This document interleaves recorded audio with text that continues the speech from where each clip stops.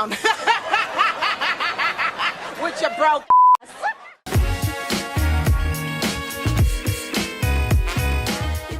Patrick Mahomes has agreed to a historical 10-year extension.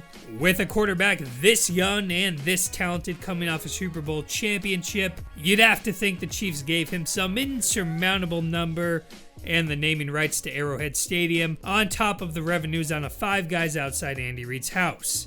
Or something like that. I mean, what number could signify what Mahomes means to this team? He's not just the present and future of Kansas City sports, but also the new face of the NFL itself. And I'll be under a contract terrorizing NFL defenses for the next 12 years. So what's the price of all this? Well, apparently up to $503 million. Now that's a lot of money, but let's just wait and see what the Bears give Mitch Trubisky. That's got to be like $500 million plus the keys to the Sears Tower, because obviously that wasn't a colossal draft mistake or anything like that. Anyway, in this video, we're going to analyze the significance of this deal. We'll go over the pros and cons of the contract for both the Chiefs and Mahomes. But first, let's look at this not just from an NFL viewpoint, but through the sports world as a whole. When you think of a 10-year deal, that's not really something you see in the NFL. In baseball, Mike Trout, who is pretty much the Patrick Mahomes of the MLB and has been doing it for a lot longer than Mahomes, he signed a 12-year, $430 million deal in 2019. That was the biggest contract in sports history. In fact, the only other players signed under contract into the next decade among the four major American sports are Bryce Harper, Mike Trout, and Christian Yelich, all baseball players. Now, the big difference is the amount of guaranteed money. Trout's guaranteed cash is more than triple what Mahomes has. The NFL is just a different animal when it comes to guaranteed money. So let's take a look at similar deals in somewhat recent history. In 2001, Drew Bledsoe signed for 10 years, $103 million, which was the biggest ever NFL contract at the time. Ironically, the Patriots didn't keep that contract for even the second year of the deal. The next year, Donovan McNabb and the Eagles had a 12-year, $115 million contract, and he stayed in Philadelphia until 2009. Another one that comes to mind is in 2004 when Michael Vick agreed to a 10-year contract worth $130 million. Obviously, with the dogfighting scandal, he was released well before that contract would have ended. Brett Favre and Dante Culpepper also received 10-year contracts. So guess what? None of these players finished their careers with the team that gave them the contract. Not saying that's going to happen with Mahomes, but it's worth mentioning that a lot can change in this amount of time. Favre was the only MVP on that list, so Mahomes has already peaked higher than at least 4 of those quarterbacks. It seems NFL teams were ready to commit to double-digit years in the first half of the 2000s, but it's certainly not nearly as common today. The main reason for that is, one, the teams are afraid of injuries or even scandals like Vic, and for players, the salary cap increases so much every year that by the time your contract ends, it most likely won't be worth the great amount of money you thought it would be way back at the time when it was signed. Basically, with larger salary caps comes bigger contracts, and that's always been the case. That's why you hear both Dak Prescott and Deshaun Watson aiming for shorter deals, so that way they can consistently stay close to the top of the market. Cause just like the stock market, contracts go up over time. There may be a dip this year without the normal stadium revenues, but over time, it'll go up. Looking at the next 10 years, streaming deal money should skyrocket, with some of the richest companies in the world looking to cash in on live sports. And the league will become more and more driven toward the gambling money as well, especially with a team now in Las Vegas.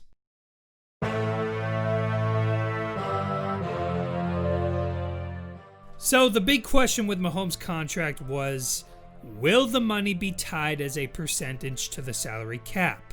The answer is no. If you add in the 2 years remaining on Mahomes' current deal, it'd come to almost $40 million a year for 12 years. The top-tier quarterback market will certainly pass that during this contract. The real question is how soon until that happens.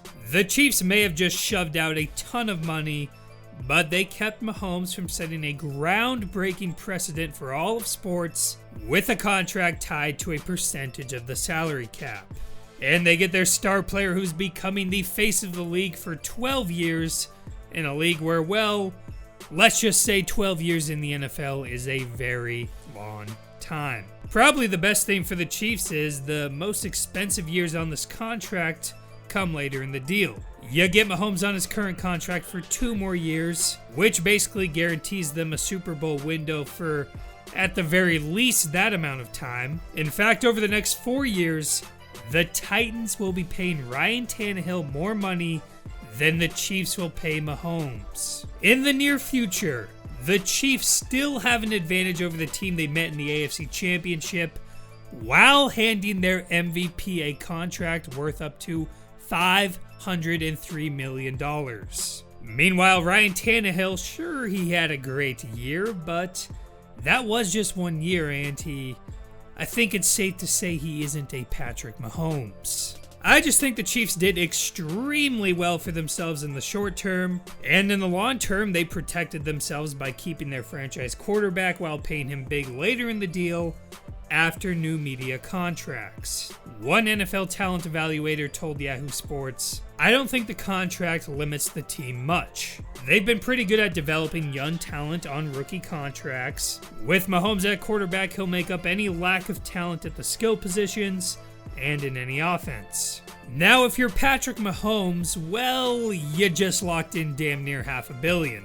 That's gonna be over $2.5 million a game, even for a 17-game season every year. To put that amount of money in perspective, Eli Manning is the NFL's highest career earner over a career, and that was worth just over $252 million. Among active players, it's Drew Brees at 244, and for right now, the average annual value of the top earning quarterbacks are number 1, Mahomes at $45 million, which would be $40 million if you count the rookie contract. Then it drops to Russell Wilson at number 2 with $35 million. So when you look at it that way, Mahomes did well for himself, especially when you compare him to another future Hall of Fame quarterback still in his prime, in Russell Wilson.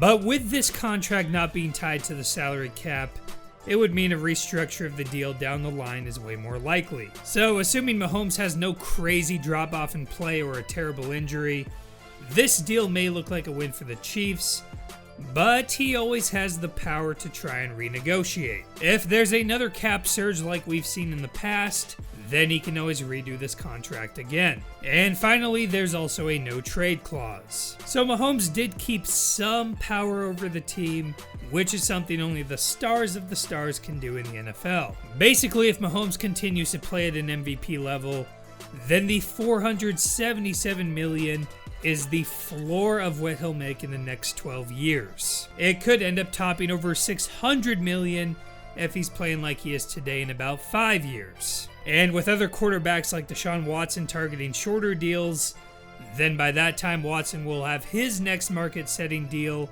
where maybe he's suddenly making more per year than Mahomes due to some salary cap inflation, so then Mahomes can come back to the table and do this all again. I think this deal is probably an outlier in the league. I mean, I wouldn't think Dak Prescott and his agent can suddenly push for a deal like this or even want a deal like this, but it'll probably only push the quarterback market up.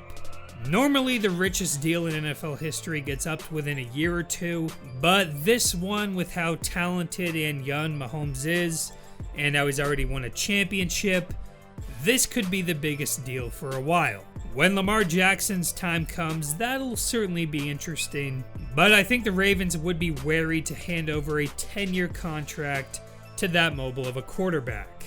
I mean, once upon a time, Cam Newton was the unstoppable MVP dual threat, and look at the contract he just landed this offseason. If Joe Burrow or someone younger like Trevor Lawrence can meet the expectations, then maybe one day they'll be looking at numbers like this too. Mahomes must have wanted to become the highest paid athlete in sports history, at least in terms of getting paid by the team itself. And for right now, he's done exactly that. Now that the money is out of the way, as Mahomes said himself, the Chiefs are chasing a dynasty, and this contract could very well be a dynasty builder. Oh, what's this? Mahomes' backup is Chad Henne, another Michigan quarterback ready to take over the franchise after a historical contract.